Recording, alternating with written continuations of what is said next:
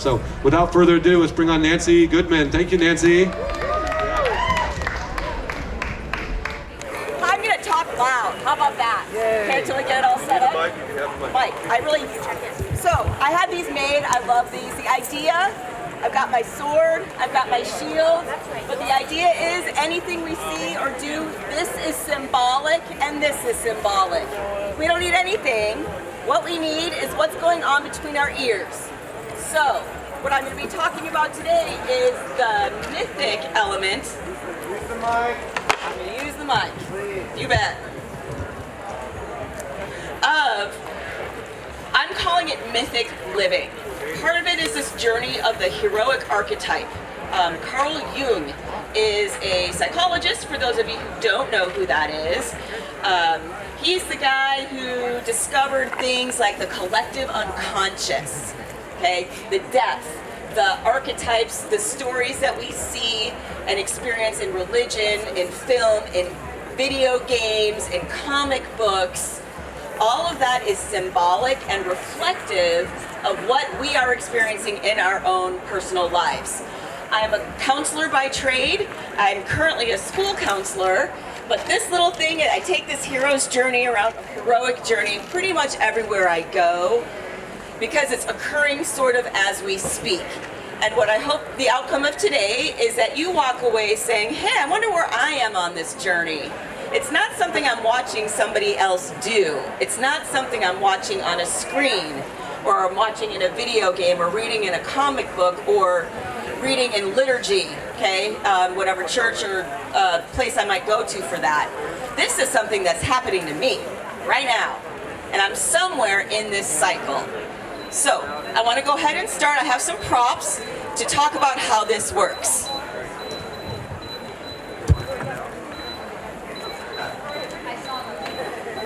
Basically, for those of you who are new, and maybe everybody is, to the heroic cycle, I'm going to be as gender neutral as I can. I have some handouts that are going around if you'd like to take a look at that. I do address the heroine's journey. It is on the back. But I prefer to keep it simple. It's a core experience that we are all having one way or another. And it goes like this. It's a circle. So the heroic cycle is something that occurs, completes, and repeats over time. So we experience this most likely multiple times. Anybody who are the younger people out there, the teenagers, the babies, the youth, are experiencing this as a rite of passage. That's another element of this. So it's happening under our feet as we look. So the first step of this is the world. I'm going to review it really quick, and then I'm going to go into detail on the rest of them. World of common day. That's where we are, just every day we wake up. There's a call to adventure. There's a refusal of the call to adventure, the no thank yous. There is a threshold crossing where we're going to be dragged, willing or otherwise, into the world of the unknown. Up here is our world that we know. This is the world of light. Under here is the land of dark and depth and mystery. Okay? We have our threshold allies, we have our threshold guardians, we are dragged across, we have our road of trials and revelations, we claim a boon, we slay our final dragons, we come back into the world of common day. Repeat. Okay? That's it in a nutshell. So, world of common day. I currently live in Idaho. This is my world of common day. This is Spuddy Buddy. You would not believe how many of these are floating around my town. Okay, I've got 100 of these. Okay, we have squishy potatoes too, all over the place. Pretty common. Okay, so where's your world of common day? Where did you wake up? Well, we're actually in the rover and the unknown right now. We are not in the world of common day. A week ago, you were in your world of common day. Your house, your normal life, the beginning of every movie ever portrayed. Every book is there's a beginning place. Okay? Then all of a sudden, out of nowhere, we get a phone call. There's a call to adventure. Okay? Something happens to us, and in our own little lives, it's not something magical or massive necessarily. We get laid off. We get sick. We have to realize we have to maybe get a divorce or move on that way. We choose to move. Physically, we're going to move from point A to point B. We're going to start a new job. Tons of things give us the call to respond. Okay. When I started my program, I love career counseling. It's one of the things I love the most. And what really blew my mind is the field, basically career as calling. What? That there's some deeper thing moving us into the things that we like to do for our jobs. So, a call can either be risen to immediately. There's people who love that call to adventure. We've got the Indiana Jones, right, type people who are just rearing for it. We have the people who are more reluctant. They're like, no, I don't want, don't give me that, okay? And then the people you can respond to, you can ignore a call forever, okay? The call to write a book, the call to be artistic, the call to try something new, okay? That little itch that we have in the back of our minds that we kind of see in dreams sometimes, doesn't really ever let us go. That's your call right there, okay? And we can choose to ignore it forever. That's okay. Sometimes our world gets a little bleak if we end up doing that too long. What is really, really interesting about the time we live in is this thing. We all got a call. What's this little stinker here? The stupid little COVID, right? Classic COVID. Anybody have a teenager in spring of 2020? A graduate from high school or college? It was a car parade. Everybody in their own little cars around a parking lot. Okay? It was ridiculous. So we globally, it's rare. And it's been terrible and it's been chaotic and it's been stressful. But when we look at it from that, have we had a global call like that before in our lifetime? That has impacted the entire planet? No. So it's interesting to look at it that way. And Campbell himself has talked about that. What's the human story? Right? What is humanity's journey? Where are we going to go with that? Okay? So we all got the call. And we all heard the refusal of the call, didn't we? In 100 different ways. I don't want to wear a mask. I'm not going to do this. I can't stay away from people. Well, all of that is the voice of refusal of the call, the stubbornness and the resistance and the fear. It's all fear-based. It's one of our limbic core things. It's our fight or flight. And this time around, a lot of people chose fight for some reason. So we have that call to adventure. Doesn't matter, off we go. So, next step.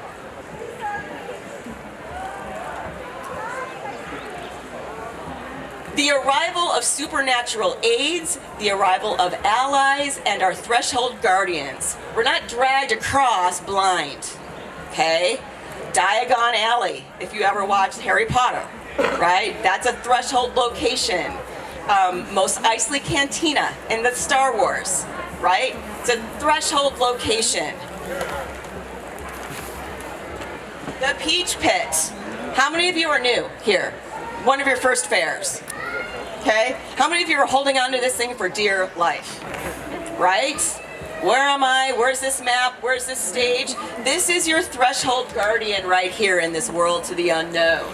That is the Oregon Country Fair. The people in the information booths are your guardians. They're the ones who are going to tell you, no, the stage is that way, bathrooms are that way, you'll be fine, okay? And I also want to thank all of the people who help with this event, who create this event. They've been going on their own heroic journey with this entire process of developing this fair. As the previous speaker was saying, this is an organic thing. It's 50 years. I was here that 50-year anniversary. It was amazing. Yeah, it was. Yeah. And it was shut down. How many of you participated or watched the virtual fair pop up?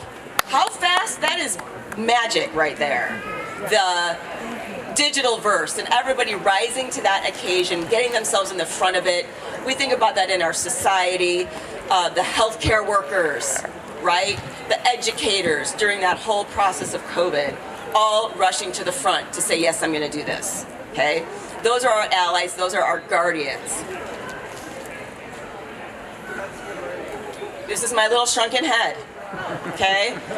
When you have your call to adventure and are dragged into the world of the unknown, okay, and sometimes it's bad and scary and lonely, I'm going to advise the head shrinkers, okay, the mental health people who are kind of there to help you out a little bit.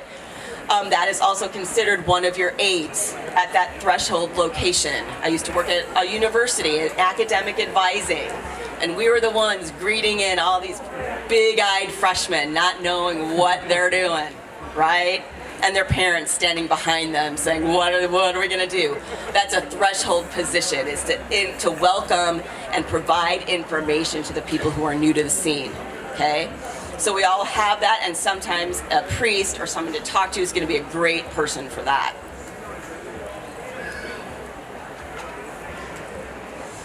Everything is psychological, okay? Every superhero weapon that you see, here's my little Wonder Woman, because we're going to have to get our Wonder Woman on this next year, unfortunately. Every weapon that you see, all of those tools and missiles and magic bullets and wristbands and stuff, that is all psychological. Okay?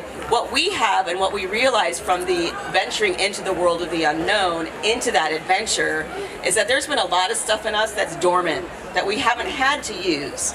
Why would you need to be brave or gutsy in a comfortable life? We don't learn those things when things are comfortable. We don't need to. It's only when things get uncomfortable that this whole other set of stuff comes out of us and wakes us up and helps us do the things that we previously thought would be unimaginable. So we have to trust. Are they cheering at me? Yay! Yay, that was for me! All right. So we all have that insight. That is the message. That is what Carl Jung says. That's what Joseph Campbell says. That's what anthropology says, is that story is our story. It's ours. And we have those things. We might need help. We might need our allies to get them out of us, right? I didn't realize I was that self-confident. I didn't realize I could actually stand up for myself. I didn't realize that I can really speak and use my own voice, right? When things are squishy and comfortable, why would we need that? But it's when things get challenging that those things bring forth. Hans Solo is a great example of that reluctant hero, the one who is just kind of there for themselves, living his life, blah, blah, blah. All of a sudden, he's got to take down a Death Star, and all of a sudden, he's a good person. He's there for the bigger picture. He's not there for just himself anymore. It wakes up. The adventure wakes it up. It's in there. You might not know it if you're not having to use it, but it's there. And that's what your allies are there to help you out. That's what those supernatural aids are there to help us out with. There's a couple ways to use the magic, okay, of what is going on in our life. And with people's consent, I've got a little bit of glitter, okay? I'm just going to sprinkle a little glitter. This is why I wish I had my wireless mic. A little bit of glitter. Whatever it is in the universe that we can pull in and use. We have glitter requests? Yes. Glitter requests, all right. Give me glitter. Here you go. She's my glitter assistant, maybe. Do I give people glitter? There is a little bit of cool stuff that we can do in our lives to harness some of that energy. So I love, again, Star Wars. Joseph Campbell and George Lucas were really good friends. I'm not sure who knows that. So when we look at, what's the first movie? What's that first one? What, A New Hope, right? That's basically written by Joseph Campbell. I know that, right? Of course. Episode 4 was basically, so Joseph Campbell was an advisor on that. So everything in that movie is basically coming through a psychological, mythological lens. So the Force, right? What does he say about the Force? It's this magic thing in the air, right? It's the glitter in the universe. How do we harness that force in our own lives to do amazing things that we didn't think we could ever do, okay? A couple things I think are really kind of fun.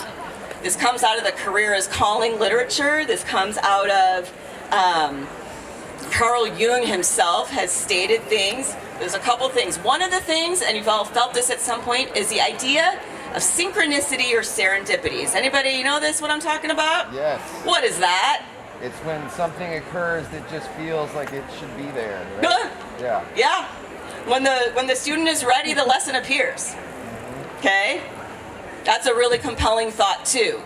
Is that thing that might happen that it's choosing you in a way. And I don't like to say that about everything, but there's a match. And our capacity is gonna match our challenge. But we're gonna need help with that, okay? So Carl Jung has a book called Synchronicity. There's a math formula, an acausal connecting principle that somehow explains the randomness of stuff. I like to think about that as a little bit of that magic in the air. How can we pull the unknown into our lives in a way that makes stuff meaningful? Just for fun, for its own sake. Synchronicity and serendipity is definitely one of those. Has anybody experienced that weird thing? Yeah, right? Gosh, years ago, I was having a horrible time at work. Just bad time. And after a particularly stupid, annoying meeting where I just left feeling horrible, turn on the radio and it's tied to the whipping post, right? And sometimes those come in just to make you feel better, just to validate, like, yes, you're tied to the whipping post. We hear ya. You're okay. Okay? But there's also, that can be used in a lot of different ways. There's actually a book out there called Happenstance Theory. That's a theory in career development. How do we identify what we might want to do? By paying attention to signs and signposts. And that's the other thing that can come in from the universe that we can actually play around with. We can't receive a call, right? That call from however you define that otherness in our life. You can't pick up on a call if your phone is off, okay? If your phone has run out of batteries, if you're not paying attention, you're gonna miss stuff. So the idea of being responsive to things like signposts and synchronicity and such like that is that you are awake and aware to that element existing in life in general, so that you'll pay attention to it and notice it when it happens, so you don't miss stuff, okay? So that is all the good, juicy aids and allies of this journey, is all that stuff. When you're having a bad time, who do you lean on? Who are the people in your court? The allies are also just your friends, your family, the people who really truly have your back. They're the ones that are your primary allies. That's your fellowship, right? Who's your fellowship of the ring? Who are the people who have your back? And it can be a lot of different people. So that's your threshold experience, is who's there to help you? What's your mission? How are you being able to be told that you're on the right path? It's all in that. Then we have the road of trials is next. We don't get to stay in that little central location nice and safe in Mos Eisley Cantina and just drink weird alien beer and just sit there for a while, right? We don't get to just like hang out. Off we go, okay? I love this guy. This is my Owen Wilson, okay? This is also my cheat sheet. You see that? Look at all that. I'm so smart, okay? Who remembers Armageddon? Anybody see that cheesy movie that's so delightful? Oh, it's so good, okay? Owen Wilson, this sums it up in my head when I'm working with students, when I'm working with clients, when I'm working with any other human. He asks the question, what is the environment on the asteroid? You remember the line? Chopped rocks, 800-degree temperature changes, all sorts of gases in the air, blah, blah. The worst, and he says, what is his response? Oh, the scariest environment imaginable. That's all you had to say. Scariest environment imaginable. Getting a divorce is the scariest environment imaginable. Trying to figure out how to be a third-grade teacher during COVID all of a sudden is the scariest environment imaginable, right? We all have gone through that. The fear that being in the unknown ignites in us. Just assume it's the scariest environment imaginable and operate from there, okay? Recognizing it, keeping it simple. Yes, it's gonna be hard. So what are we gonna do about it, okay? This is also important. It's not just trials and misery, right? It's not just the slog through these horrible things that might happen, or that we might choose, right? To choose to take ourselves out of our comfort zone, to say, I'm gonna go do something else. is the illumination, the light bulbs that turn on when we do that. So Campbell described it so well, it's trials and revelations. So what are the things we have to do, and what do we learn from it? Okay? There's always something there to glean, okay, in that trials and revelations. And on we go. The idea of being in the abyss. So anybody in education or have kiddos in education, there's this thing that we're talking about now called visible learning. And I saw that, and there's this thing called the learning pit that apparently somebody made up, okay? That's us when we're in a place that we just don't understand what's going on. And we're super annoyed, and we're super frustrated, because how we learned a thing is different than how I'm being taught is a thing. And we experience cognitive dissonance. That's where like two things are beating each other up in our head, and we got to figure out which one is more right.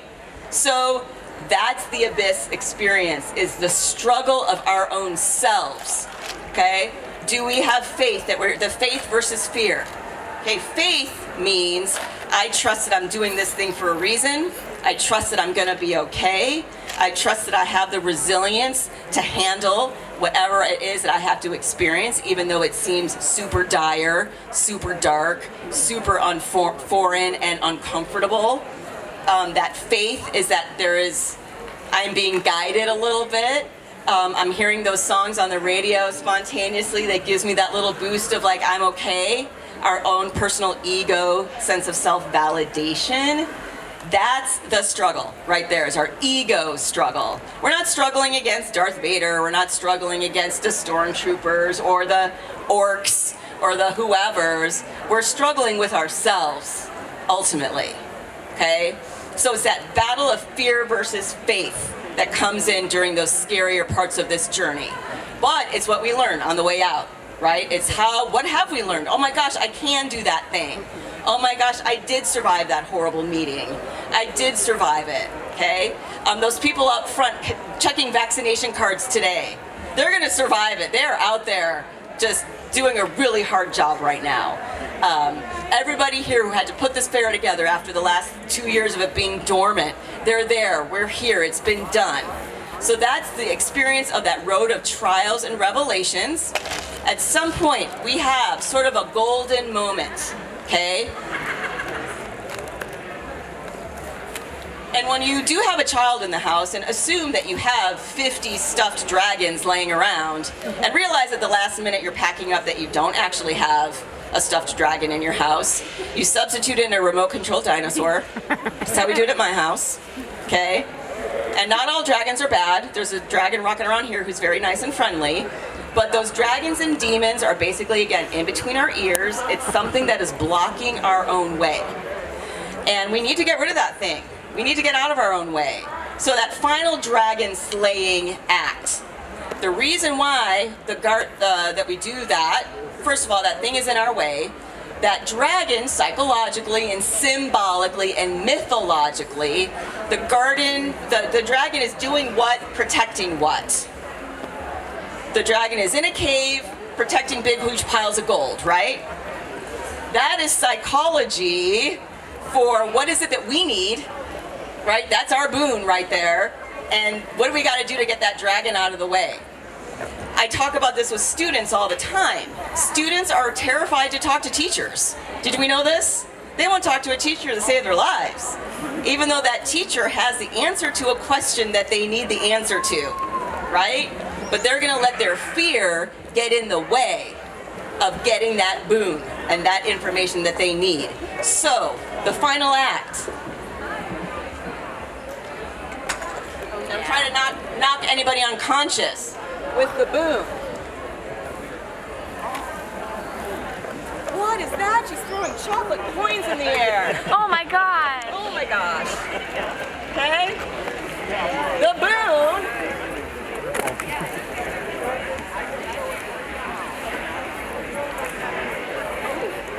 It's chocolate. This is my stash for today. Okay? One more. Careful. And I'm super egalitarian. Even when I throw stuff into an audience, I expect even distribution. So if you have 5 pieces of boon and somebody next to you has no pieces of boon, make sure everybody gets some boon, okay? So, slaying those ego dragons, getting rid of those things that make you scared, helps you access the stuff you need and want, okay? And once we do that, we return back to home, okay? Our world of common day is there waiting for us, but it's different, right? A really cool example of that I'm just now thinking of is Back to the Future, right? That movie. He does his whole crazy thing. His call to adventure is what? Come to find out his weird friend is also a time traveler. Okay? And he gets sent back in time and has to do this whole adventure of making sure he ends up existing in the first place. He does his stuff. He gets in the face of some of the people he needs to. And guess what? When he comes back, is his world of common day the same? It's not. It's changed, remember? Right? It's a little bit fancier. That one bully is now, working for him. So the world of common day evolves as we evolve. Okay, so we hopefully bring that boon back. The influence of a vital person vitalizes. It's so important to take care of yourselves, especially if you're in the front line, especially if you're in the business of taking care of other people. We can't do that unless we are fully functioning in our own selves. So that is really important, is that self-care, taking care of ourselves, and crossing into that world of back into the world of the known with that. Now, what we also know mythologically and biblically is that we come back with this magic boon. Not everybody's on board, right? Moses comes down with his 15 tablets and drops one of them, right? Comes down with the 10 tablets, and what are people doing down there? They're nothing. They're having a party. Okay, they're not into the 10 tablets. Okay? The main religions all have that element of somebody coming in with something really important and nobody listening. Okay? It doesn't change the value of the message in any way. So that's important for us to know.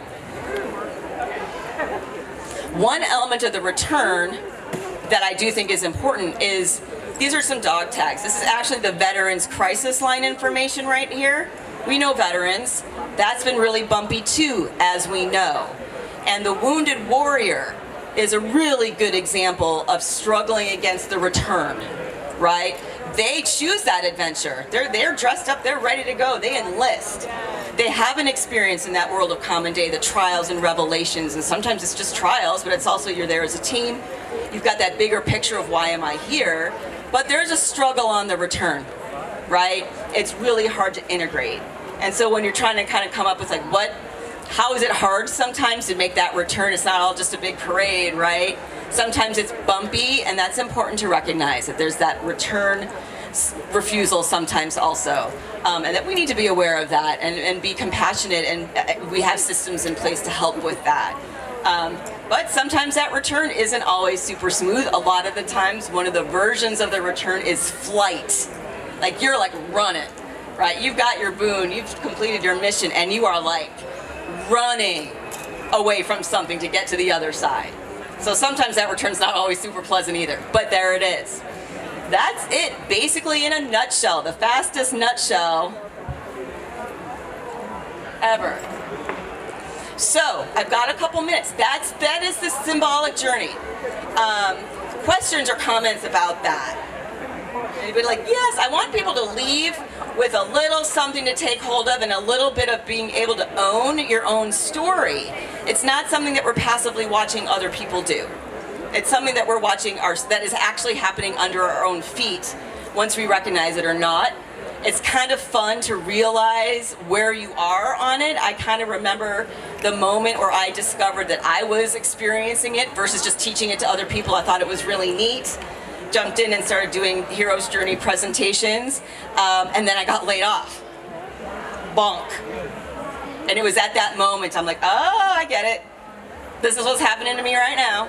Okay? Understanding elements of this can help you feel better about it, make braver choices, be gutsy, and make a difference in your own lives. And by doing that, you're going to make the difference in other people's lives, because it is true that an influence of a vital person vitalizes the people around them. And that's what I hope for everybody, is to take the time to think about that and see how it happens. I have books.